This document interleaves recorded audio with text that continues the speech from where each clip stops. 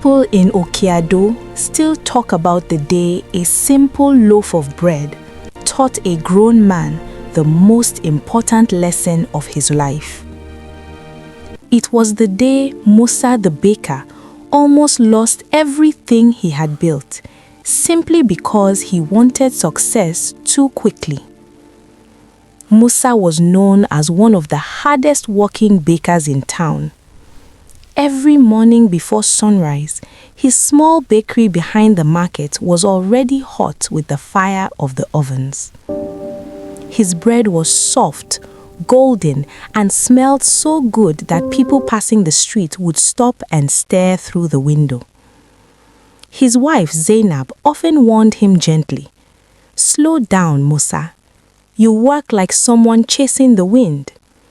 But Musa always replied, "If I don't chase success now, someone else will take it." Across the street was another bakery owned by an older man, Baba Karim.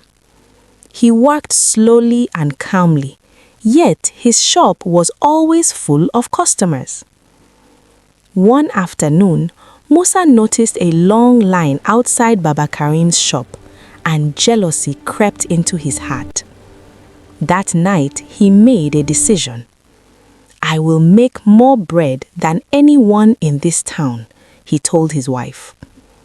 But bread needs patience. The dough must rise slowly. The oven must heat carefully. Musa ignored all of that. The next morning, he rushed the process and baked twice as much bread as usual. At first, customers came. But something was wrong. The bread was heavy, hard, not the soft bread people loved. Within hours, the shelves were full of cold, unsold loaves. That evening, Musa sat alone in his bakery, staring at piles of wasted bread. Zainab spoke softly, "Musa, bread cannot be rushed." Soon, Baba Karim walked in, broke one loaf open, and said gently, "Good bread is like a good life. It rises slowly. When you rush it, it collapses." That was the moment Musa understood his mistake.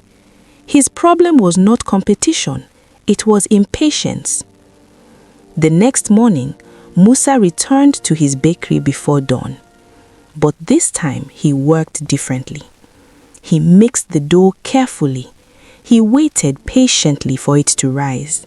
And hours later, fresh golden bread filled the air with its familiar smell. Customers returned. One man smiled and said, "Ah, Musa, your bread is back." And from that day on, Musa stopped chasing success. Instead, he focused on doing things the right way.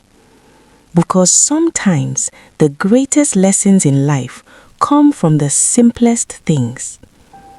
In Oke-Ado, people still say, "If you want good bread and a good life, learn to let the dough rise."